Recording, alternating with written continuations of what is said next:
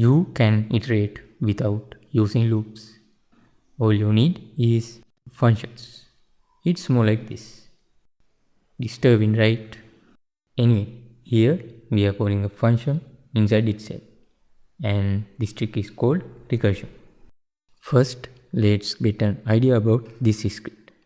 So it starts by calling this function with 5 as the argument.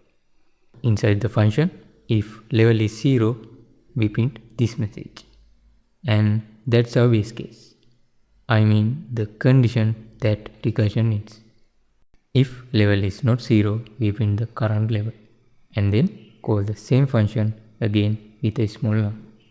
That's how iteration happens until recursion finally ends.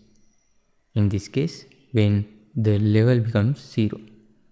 So let's run this code to see it in action. By the way, this is the simplest form of recursion. It's called direct recursion. And yes, there is another way to do this. As you can see in this code, there are two functions, girlfriend and boyfriend. Let's start a fight by calling the girlfriend. And this is going to be a 5-round fight. Here, if the number of rounds is not 0, she calls the boyfriend function.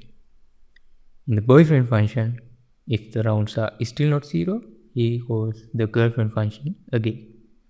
Each time, the number of rounds decreases.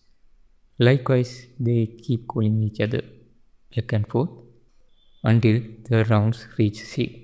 And then recursion ends. So the fight. So yeah, one function calling itself is direct recursion. When more functions call each other, that's called indirect recursion.